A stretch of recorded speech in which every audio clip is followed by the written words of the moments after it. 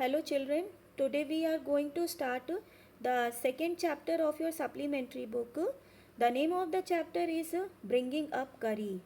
Kari, who is Kari? Kari is a baby elephant. Bringing up means पालन पोषण करना, देखभाल करना, look after. Children, this story has been written by Dhan Gopal Mukherjee. He was born on 6 July 1890 in West Bengal and died on 14 July 1936 at the age of 46. He wrote numerous books and stories for children, most of which describe the animal life of India and Hindu law and beliefs. Now, children, come to the story. Today, we will see and understand the story of a baby elephant.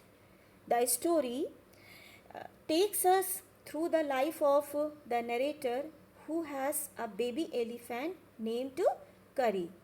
The narrator grows together with Kari and through this story narrates his experience. बच्चों, ये जो story है इसमें narrator अपने experience share कर रहे हैं.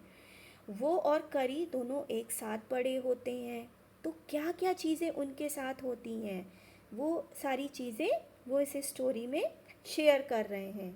The story is a very sweet narrative that makes us grow fond of करी.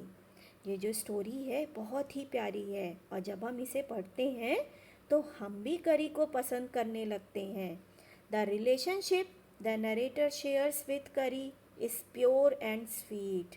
उन दोनों के बीच की जो बॉन्डिंग है, जो रिलेशनशिप है, वो बहुत ही प्यारा है. So children, let's start the story. चलिए अब स्टोरी पढ़ते हैं. करी the elephant was 5 months old when he was given to me to take care of. Kari was 5 months old when he was given to the narrator to take care of. वो केवल 5 months का ही था जब वो narrator को दिया गया उसकी देखभाल करने के लिए. Take care of means look after, देखभाल करना. I was 9 year old and the narrator was 9 year old and I could reach his back if I stood on tiptoe. The narrator could reach his back. वो उसकी पीठ तक, back means here, पीठ तक पहुंच सकता था. If he stood on tiptoe. Tiptoe means standing on the tips of toes. जो पैर की फिंगर्स होती हैं उसके बल अगर वो खड़ा होता था तभी वो उसकी पीठ तक पहुंच सकता था. He seemed to remain that high for nearly 2 years. 2 साल तक और नरेटर को यही लगता था कि उसकी जो हाइट है वो सेम है, उतनी ही है जितनी 5 months का था जब वो तब थी. We grew together.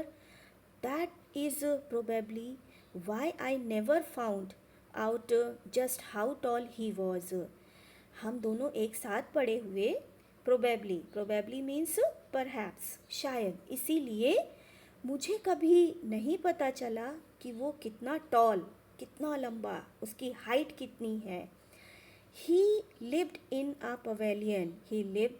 Kari lived in a pavilion. Pavilion, shed, एक शेड में रहता था. Under a thatched roof. Thatched roof means straw covered. जो उसकी रूफ थी, उस शेड की जो रूफ थी, छत थी, वो किसकी बनी हुई थी? घास फूस की बनी हुई थी. विच रेस्टेड ऑन मीन्स टिकी हुई थी. Thick tree stumps. किसके ऊपर वो टिकी हुई थी? Tree stumps. Stumps means tree stems which have been cut. जो पेड़ के मोटे तने होते हैं जिन्हें कट कर दिया जाता है, उसके ऊपर टिकी हुई थी. इसका मतलब है उस शेड को काफ़ी स्ट्रॉन्ग बनाया गया था so that it could not fall in when Kari bumped against the poles as he moved about. क्यों ऐसा किया गया था? ताकि करी जब अपने शेड में मूव करे, वॉक करे और जो पोल्स थे, जो स्टम्प्स थे, उनसे बम्प्ड मीन्स नॉक्ड, टकराना, और उनसे जब टकराए तो वो कहीं गिर ना जाए, वो शेड कहीं गिर ना जाए, इसलिए उसे इतना स्ट्रॉन्ग बनाया गया था, मजबूत बनाया गया था.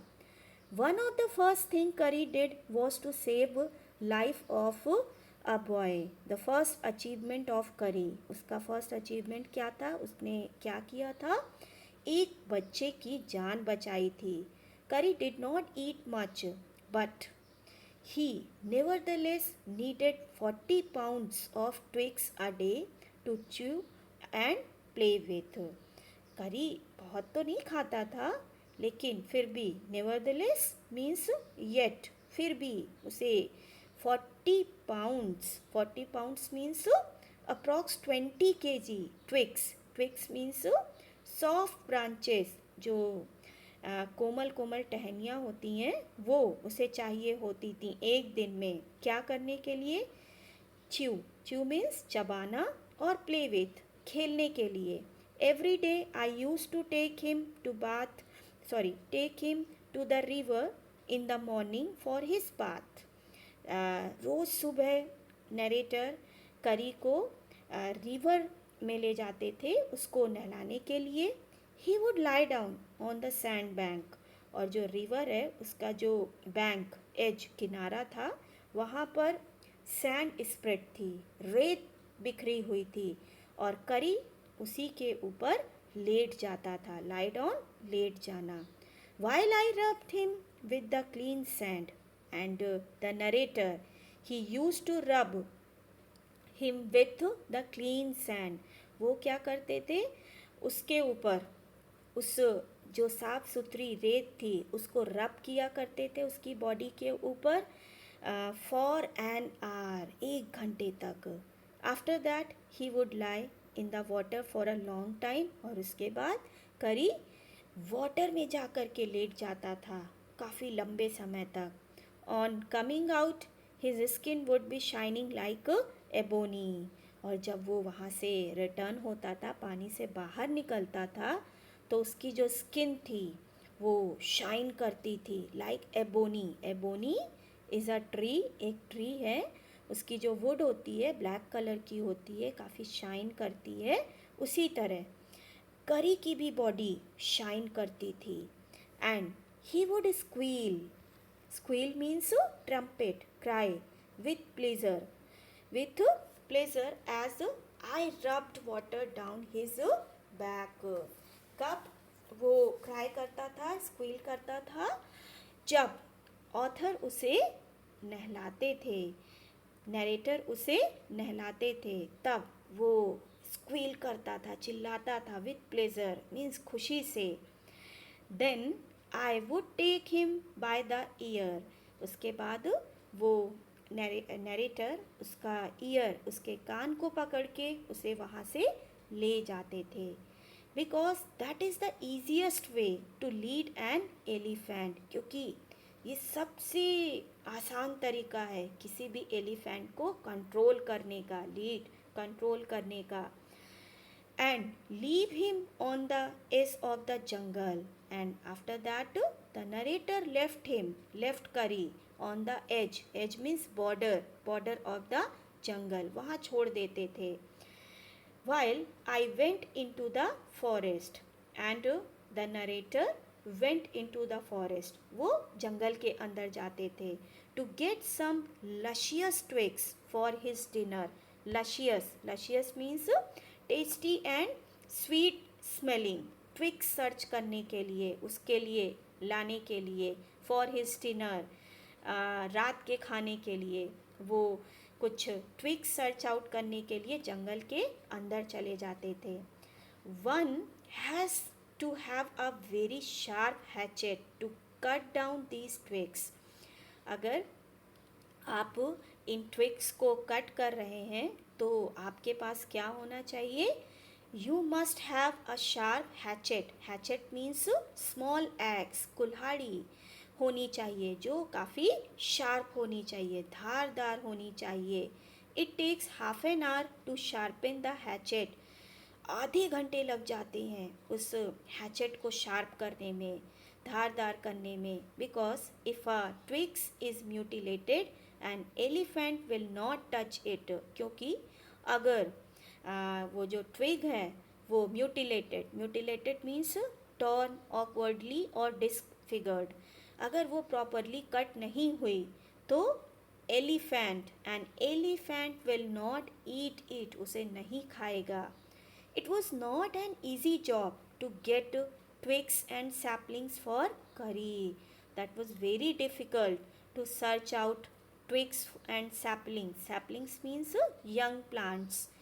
To search out twigs and saplings for curry. उसके लिए ढूंढना टहनियाँ और यंग प्लांट्स बहुत ही डिफ़िकल्ट था, मुश्किल काम था. I had to climb all kinds of trees to get the most delicate and tender twigs. मुझे हर तरह के पेड़ में चढ़ना पड़ता था. बहुत ही delicate and tender means soft टहनियाँ सर्च करने के लिए, तोड़ने के लिए, कट करने के लिए. As he was very fond of the young branches of the banyan tree, उसे सबसे ज़्यादा क्या पसंद था? यंग ब्रांचेस, जो सॉफ्ट सॉफ्ट ब्रांचेस होती हैं बैनियन ट्री की, वो उसे बहुत पसंद थी. Which grows like a cathedral of leaves and branches. Cathedral means in the shape of church, church के शेप में उसकी लीव्स और ब्रांचेस ग्रो होती हैं, तो वो उसे बहुत पसंद थी. I was gathering some. One day, the narrator was gathering some twigs for curry. One spring day in March, that was the month of March and season spring. Spring season था. When I suddenly heard curry calling to me in the distance. तभी narrator को आवाज़ सुनाई देती है करी की कि वो उसे कॉल कर रहा था. In the distance, थोड़ा दूर से. As he was still very young, he was a baby, still he was a baby. The call was more like that of a baby than an elephant. इसीलिए जो उसकी call थी वो एक बच्चे की ही तरह थी, ना कि एक एडल्ट एलिफेंट की तरह. I thought somebody was hurting him, so I came down from my tree and ran very fast to the edge of the forest where I had left him. इसीलिए जो नरेटर थे, he came down from his tree, जिस tree से वो cut कर रहे थे twigs को, वहाँ से तुरंत उतरे और बहुत तेज़ी से दौड़ते हुए वो जंगल में, उस जंगल के किनारे पे पहुँचते हैं where he had left करी, जहाँ उन्होंने करी को छोड़ा था. But he was not there. Curry was not there. I looked all over. The narrator searched him everywhere. चारों तरफ उन्होंने ढूंढा. But I could not find him. But he couldn't find Curry. लेकिन वो उसे नहीं ढूंढ सकते थे, नहीं मिल रहा था वो. I went near the edge of the water. वो फिर नदी के किनारे गए. And I saw a black something struggling above its surface. उन्होंने देखा कि कोई ब्लैक कलर की चीज़ above its surface, मतलब जो पानी की जो सतह थी, ऊपरी सतह थी, वहाँ पे उन्होंने देखा कि कोई ब्लैक कलर की चीज़ स्ट्रगल कर रही है, कोशिश कर रही है बाहर निकलने की. Then it rose higher. फिर वो चीज़ थोड़ा और ऊपर उठती है. And it was the trunk of my elephant. That was the trunk of करी. वो ट्रंक में सूंड, वो करी की सूंड थी actually. I thought he was drowning, कि नरेटर को लगा कि करी वॉज ड्राउनिंग, डूब रहा था. I was helpless, but the narrator was helpless. वो कुछ नहीं कर सकता था. He could not do anything because I could not jump into the water. वो वाटर में, रिवर में जंप नहीं कर सकता था. And save the 400 pounds of him, since he was much higher than I. 400 pounds means children approx 181 kg. क्योंकि जो करी था उसका वेट जो था अप्रॉक्स इतना था 400 पाउंड्स. और वो since he was much higher than the narrator, और वो नरेटर से काफ़ी ऊंचा भी था, उसकी हाइट भी काफ़ी ज़्यादा थी. इस वजह से नरेटर हेल्पलेस था, वो कुछ नहीं कर सकता था। But I saw his back rise above the water, लेकिन नरेटर ने देखा कि जो करी की जो बैक थी, पीठ थी, वो थोड़ा ऊपर उठती है पानी में। And the moment he caught my eye means जैसे ही वो मुझे देखता है, he begin to trumpet and struggle up to the shore. He started to trumpet means he started to cry, चिल्लाने लगता है, and struggle up to the shore, और शोर मीन्स एज, किनारा, जो नदी का किनारा था वहाँ तक आने के लिए स्ट्रगल करता है, कोशिश करता है। Then still trumping he pushed me into the water, अभी भी वो चिल्ला रहा था। And he pushed me into the water, उसने, करी ने मुझे वाटर में पुश किया। As I fell into the stream, जैसे ही मैं उस स्ट्रीम में, रिवर में, पानी में गिरा, I saw a boy lying flat on the bottom of the river. Bottom means तल, वो जो रिवर था उसका जो तल था, धरातल था, वहाँ ऑथर नरेटर ने क्या देखा? बॉय लाइंग फ्लैट, बिल्कुल सीधा उस रिवर के बॉटम में लेटा हुआ था एक boy. He had not all together touched bottom, वो हालांकि जो बॉय था वो पूरी तरह से उस रिवर का बॉटम टच नहीं कर रहा था, but was somewhat afloat. Afloat means floating, तैरना, लेकिन वो थोड़ा सा बॉटम से ऊपर था और फ्लोट कर रहा था, मीन्स तैर रहा था, उसकी जो बॉडी थी वो तैर रही थी पानी में। I came to the surface of the water to take my breath. The narrator came to the surface, सतह, पानी की जो ऊपरी सतह होती है वो वहाँ पर आते हैं, टू टेक माई ब्रेथ, सांस लेने के लिए, because the narrator was not a good swimmer, वो बहुत अच्छा स्विमर नहीं था। और अगर आप अच्छे स्विमर नहीं हो तो then it will be difficult for you to stay under water for a long time. काफ़ी लंबे समय तक आप पानी के अंदर रहो, ये आपके लिए थोड़ा डिफ़िकल्ट होगा, इसीलिए वो बाहर निकलता है। एंड देयर करी was standing, his feet planted in the sand bank. और उसने क्या देखा, जब वो बाहर निकलता है पानी से तो उसने क्या देखा कि करी भी वहाँ पे खड़ा हुआ था। And his feet planted, planted means धसे हुए थे, किसमें? सैंड में, रेत में। His trunk stretched out like a hand, और उसने अपनी ट्रंक को स्ट्रेच करके रखा था, मीन्स फैला के रखा था, just like a hand, waiting for mine. और ऐसा लग रहा था that Kari was waiting for the narrator, वो उसका वेट कर रहा था। I dived down again, dive down means डुबकी लगाना, वो फिर से अंदर जाता है। And pulled the body of the drowning boy to the surface, और उस बच्चे की भी बॉडी को खींच करके ऊपर लेके आता है जो डूब रहा था।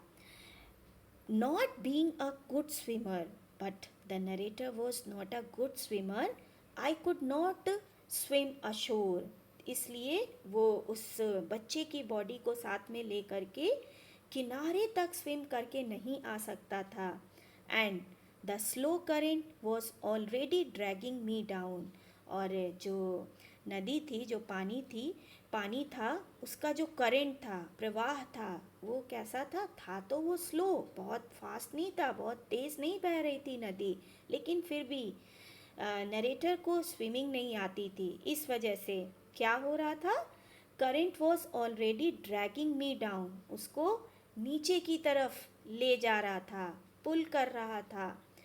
Seeing us drift by in the current, जब करी ने देखा कि हम दोनों, नरेटर और वो बच्चा जो था, वो दोनों धारा के साथ, करंट के साथ बहते चले जा रहे थे.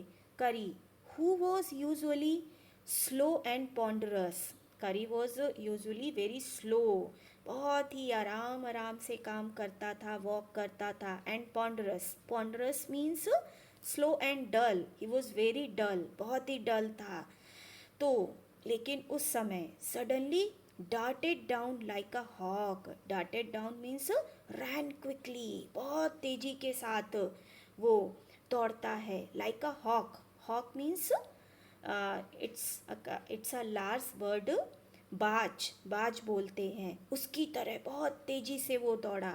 एंड केम हाफ वे, आधे रास्ते तक, पानी में आधे रास्ते तक आता है. Into the water, where I saw him stretch out his trunk again. Again Kari stretched out his trunk. फिर से वो अपनी ट्रंक को, सूंड को आगे बढ़ाता है.